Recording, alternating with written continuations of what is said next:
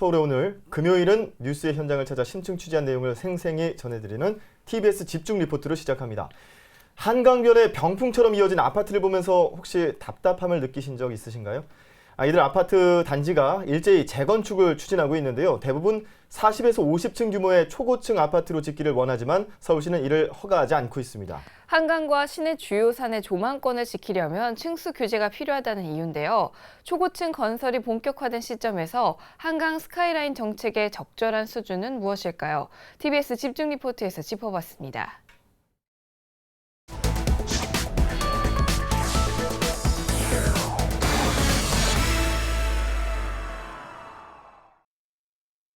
한강변에 있는 반포주공 아파트입니다. 최근 재건축을 추진 중인데 최고 층수를 놓고 서울시와 갈등을 빚어왔습니다. 주민들은 최고 45층으로 짓길 원하지만 서울시는 35층을 넘을 수 없다며 선을 긋기 때문입니다. 이에 주민들은 다른 재건축 조합과 함께 지난달 규탄 대회를 열고 아파트 층고 제한 철폐를 요구했습니다. 이곳 반포주공 아파트에서 한강 건너편을 보면 무려 56층에 달하는 주상복합 아파트가 보입니다. 이렇게 우뚝 솟은 초고층 아파트를 늘 봐온 주민들에겐 35층이라는 숫자는 다소 지나친 규제로 느껴질 수 있는 건데요. 하지만 서울시는 한강이나 남산과 같은 자연경관의 조망권을 지키기 위해서 앞으로 이 정도의 규제는 불가피하다는 판단입니다. 서울시가 지난해 10월 발표한 한강변 관리 기본 계획입니다. 주요 산 자연조망 관리지역 개념이 눈에 띕니다. 선유도, 반포대교, 한남대교 등 10개 기준점에서 관악산과 북한산 등 주요 산이 보이도록 조망권을 관리하겠다는 겁니다. 이를 위해 한강변 주거지역의 건물 층수를 35층 이하로 유지하도록 하고 여의도와 용산, 잠실 일부 지역만 예외로 뒀습니다. 실제로 반포대교 남단에서 강 건너 남산을 바라봤습니다. 산 정상에 서울타워만 보일 뿐 산의 절반은 아파트에 가려졌습니다. 이번엔 반포대교 북단에서 관악산을 바라봤습니다. 현재는 산 전체가 보이지만 한강변 아파트가 35층 정도로만 지어져도 산의 상당 부분이 가려지게 됩니다. 서울시는 이처럼 아파트 단지가 너도나도 고개를 들면 서울의 명산과 거대한 강도 시민의 시야에서 사라질 것을 우려합니다. 서울시 전역에 아직까지 재건축을 기다리고 있는 단지들이 한강변뿐만 아니라 여러 군데가 있는데 그 개별 단지마다 전부 다 45층, 50층 수준의 건물들이 불쑥불쑥 올라가는 돌출 경관을 형성하는 것은 바람직하지 않다고 보고 있거든요. 하지만 주민들은 아파트 층수가 사실상 35층으로 동일해지면 단지 내 생활 환경이 악화될 수 있다며 불만을 토로합니다. 층 높이가 다양해야 외관상 디자인도 좋고 공학적으로도 공기가 환풍이 되고 여러 가지 이점이 많습니다. 조망권하고 일조권이 확보되고 한강 지역에서는 그 한강 바람이 단지 내에 환풍이 되어야 되니까 그 층별 규제를 완화해줘야 좋은 단지가 형성될 것 같습니다. 물론 주민들 입장에선 아파트 층수가 높을수록 시장에서의 가치와 이미지가 높게 평가될 거라는 기대도 있습니다. 하지만 서울의 일반 시민들 모두 한강변 고층화에 찬성하는 건 아닙니다. 한국은 좀 많다고 생각하거든요. 그래서 30층 이하로 좀 더 저층 아파트가 생기면 더 좋을 것 같아요. 초고층 건물은 지금 있는 것만으로 충분하다는 겁니다. 이미 다 지어져 있는 것도 보이시는 것도 잠실타워도 바로 보이고요. 서울 시내에 대표할 수 있는 건물들이 몇 개 있으면은 이게 좀 관광 사업도 괜찮을 것 같은데 아파트 단지보다는 그냥 뭔가 이렇게 상업용으로 보이는 게 한두 개씩 있으면 괜찮을 것 같습니다. 다만 한강변 아파트가 한 가지 층수로 통일되는 건 바람직하지 않다는 목소리도 있습니다. 일률적으로 똑같은 층수로 할 건 없고 이제 높은 데는 좀 높이 올리고 또 뭐 남산 쪽에는 인적으로 이제 가릴 정도 되면은 근데는 좀 낮추고 그런 식으로 했으면 좋겠어요. 지역에 맞게 융통성을 두자는 건데 앞으로 재건축 단지마다 혼란이 반복될 수 있어 명확한 규제 기준이 필요하다는 진단이 나옵니다. 이제 자칫 높이가 높아지면 기존 경관이 깨지고 또 나아가서 기존 공간이 깨지면 그 인접 지역에 또 영향을 주기 때문에 이제 높이의 어떤 도미네 현상이 생기기 때문에 이 경우는 적정 높이를 이제 정해서 하나의 그 개별 단지가 아니라 그 지역 전체에 대한 어떤 관리를 해가는. 문제는 100년 후를 내다봐야 할 한강 스카이라인 정책이 민선 지방정부 교체 등의 변수로 흔들리기 쉽다는 겁니다.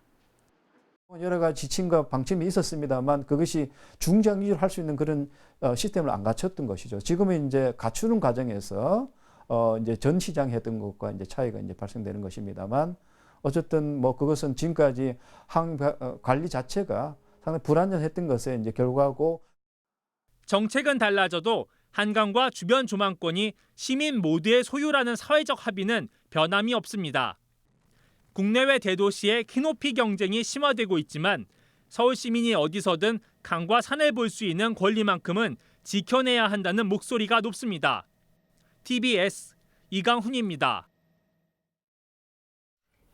네, 한강변 재건축 아파트에 대한 층수 규제 문제 집중 리포트로 살펴봤습니다. 현장을 취재한 이강훈 기자 스튜디오에 나와 있습니다. 어서 오세요. 안녕하세요. 네, 이 아파트 층수에 대한 서울시 규제에 대해서 이제 재건축을 앞둔 단지들이 좀 반발을 하고 있는 상황인 것 같은데 아마 한강변에 지어진 1세대 아파트라면 입장이 좀 다 같을 것 같다 이런 생각이 들어요. 어디에 있는 단지들이 여기에 해당이 되나요? 한강변에 아마 그 강변을 달려본 자동차를 타거나 아니면 그냥 걷기만 해도 우리가 볼 수 있는 풍경들이 있지 않습니까? 예. 네. 병풍. 그렇죠. 아파트 병풍. 그야말로 병풍입니다. 예. 네. 아마 그 한마디로도 다들 어떤 느낌인지 잘 이해하실 겁니다. 네. 강변에는 작게는 5층, 뭐 높게는 한 15층 정도 되는 아파트들이 줄지어서 있습니다. 잠깐 시기를 나눠보면 우리 7, 80년대 지어진 아파트는 5층짜리 주공 아파트가 좀 많죠. 예. 그렇죠. 그냥 강변에 바로 남아있는 게 대표적인 게 반포주공 그렇죠. 1단지 아파트입니다. 그리고 그 이후에 이제 지어진 것들은 10층, 12층, 높아봐야 15층 정도의 복도식 아파트들인데 네. 굉장히 단지가 큽니다. 이를테면 우리 그 반포 지역에 그 신반포 아파트 단지가 있는데 네. 그 3차부터 16차까지 한강에 늘어서 있고요. 16차. 전 구간이 한 1.5km 정도가 됩니다. 네. 끝없이 계속 가도 같은 아파트가 있는 굉장한 단지죠. 이런 단지들 포함해서 굉장히 많은 한강변 단지들이 이제 재건축을 앞두고 있습니다. 네. 반포조공 말씀드렸고 강남구 쪽에는 압구정 현대아파트가 대단지가 그렇죠. 잘 아시죠? 거기도 재건축을 추진하고 있잖아요. 그럼요. 네. 예. 또 조금 더 가서 송파구 쪽에는 그 장미아파트 잠실 그렇죠. 초입에 또 있고요. 이런 단지들도 있지만 그 조금 더 안쪽으로 들어와서 강남권의 다른 재건축 단지도 많지 않습니까? 네. 이를테면 대치동에 있는 예. 은마 아파트. 아파트 단지 있고 또 잠실 뭐 진주 아파트도 있고요. 네. 이런 아파트들이 함께 지난달에 모여서 대규모 규탄 대회를 열었습니다. 예. 내용은 역시나 그 서울시의 그 아파트 층고 제한 규제를 철폐하라는 그런 내용이었고요. 규탄 대회 자리에서 그 집행부가 삭발 의식까지 할 정도였으니까 네. 서울시하고의 이 갈등 상황이 최고조에 올랐다 볼 수 있는 거죠. 네. 그러네요. 아무래도 자신들의 재산권을 놓고 좀 과도하게 규제하는 거 아니냐 하는 항의가 될 것 같은데요. 삭발 의식까지 할 정도로 재건축 조합들 거의 뭐 이 아파트 층수 규제에 대해서 사활을 걸고서 어떻게 해서는 풀어보려고 노력하는 네. 그런 모습인데 서울시에서는 이거를 규제할 수밖에 없는 이유가 한강과 시내 주요사는 이들 아파트 주민들 것이 아니죠. 모든 시민들의 그런 어떤 소유물이라고 생각이 드는데 이런 것들을 조망권을 보존해 줘야 되기 때문에 층수 규제를 놓고 이른바 스카이라인을 조성하겠다는 거죠. 어떻게 규제를 해서 어떤 지역에서든 그 서울에 있는 산들이 보일 수 있도록 그렇게 네. 뭐 규제를 한다는 건데 한강경 고층 아파트 서울의 자연경관 조망권 얼마나 해칠 수 있을까? 아까 그 리포트 보니까 이렇게 또 컴퓨터 그래픽으로 네. 구분을 해주니까 어느 네. 정도는 알 수가 있어요. 아파트가 거의 다 가리고 있더라고요. 이 정도 가리겠구나 가늠은 해볼 수 있죠. 네네. 네. 조망권 침해라는 이제 개념은 그 뭐 의미 자체는 어렵지는 않지만 다만 첫 번째로 드는 의문이 있습니다. 그러니까 무엇을 본다라는 거냐? 그러니까 한강이냐 산이냐 이런 아하. 근본적인 궁금증이 시민 눈높이에서는 들 수 있어요. 그렇죠. 근데 우리가 상식적으로 한강은 그야말로 가장 낮은 저지대 평면에 있는데 네. 웬만한 지역에서는 어차피 높은 산에 올라가지 않고서는 한강은 볼 수가 없습니다. 네, 사실 강변에 있는 아파트도 바로 그 앞에 있는 동들만 프리미엄이 붙는 이유이기도 하죠. 그렇죠. 당장 그 뒤에 있는 동만 해도 한강변 단지지만 사실 의미가 없는 그렇죠. 네. 그런 수준이 되죠. 그러니까 어차피 한강에 대한 시야가 아니고요.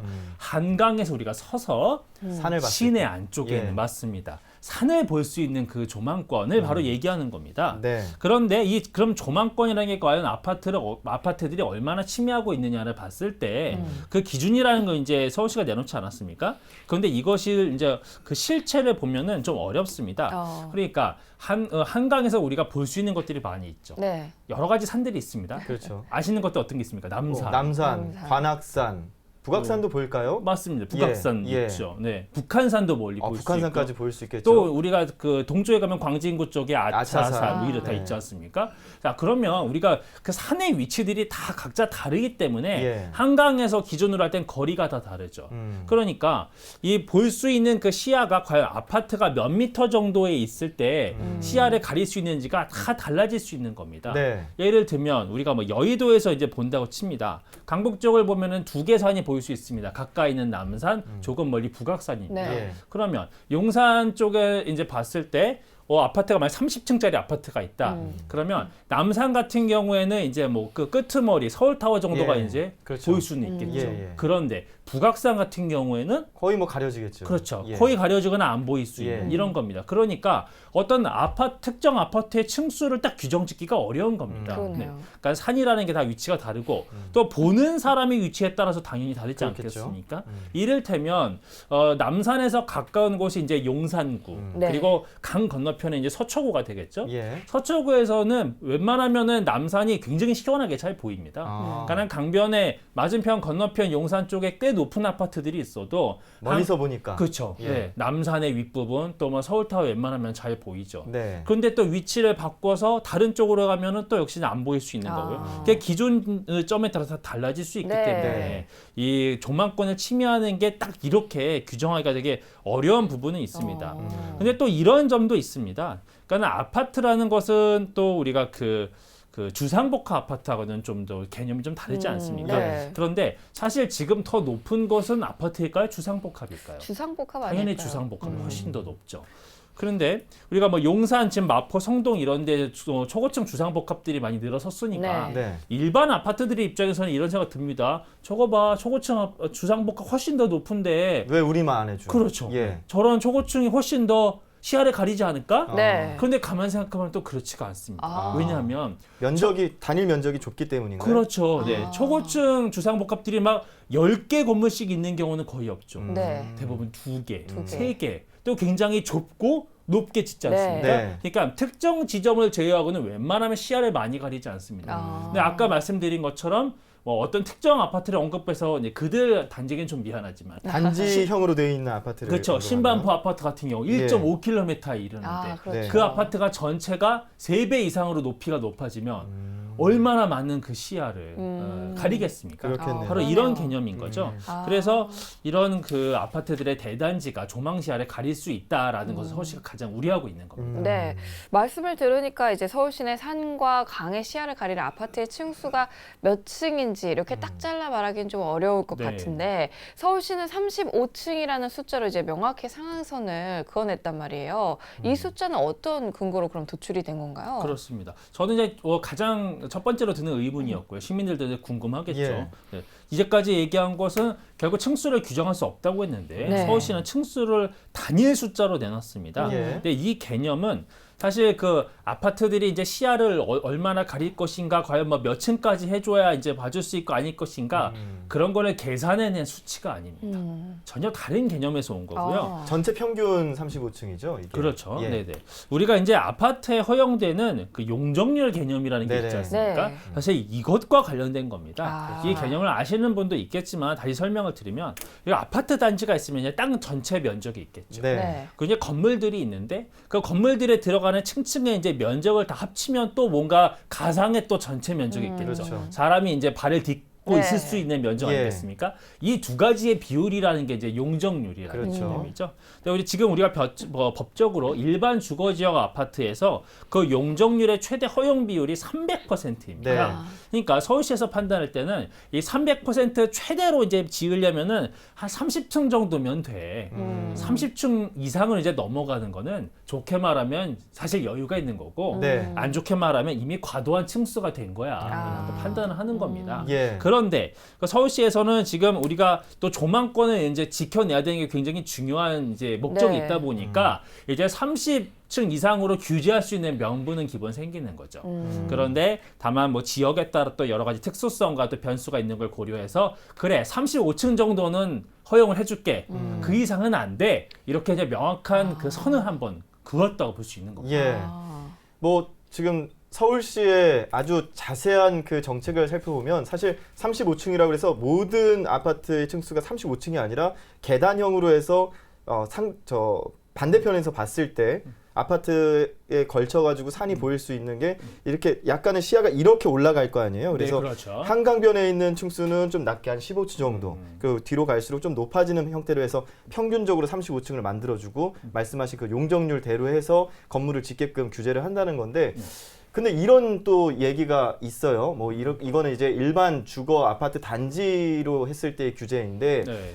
사실 뭐 송파구에 있는 제2롯데월드 타워 같은 경우에는 지금 102층까지 올라가 있고 네. 그런 거는 어떻게 보면 서울의 랜드마크처럼 네. 지금 되고 있는 상황인데 그렇죠. 이런 상황에서 뭐 대도시를 보면 사실상 아파트든 상업용이든 초고층 건설 붐이 일어나고 있고 네.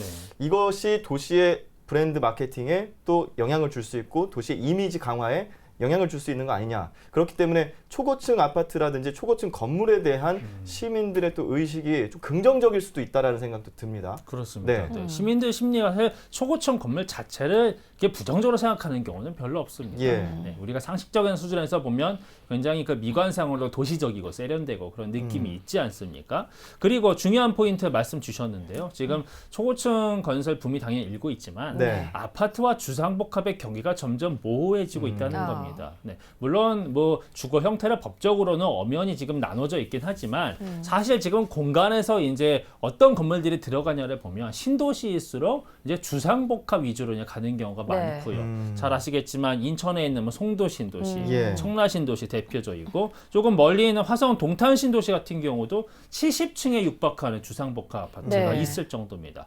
가장 앞서 나간 곳은 수도권은 아니지만 바로 부산광역시 그렇죠. 이제 해운대 일대라고 할 수 있죠. 센텀시티, 마린시티는 뭐 국내에서 뭐 가장 초고층 아파트가 많은 곳이고 현재는 85층짜리 아파트도 지어질 정도입니다. 85층. 근데 우리가 해운대를 한번 생각을 해보면요. 이곳은 당연히 서울시하고는 환경이 다르지 않느냐로 생각할 수는 있습니다. 이런 거대한 강이 있는 곳은 아니고 바닷가죠.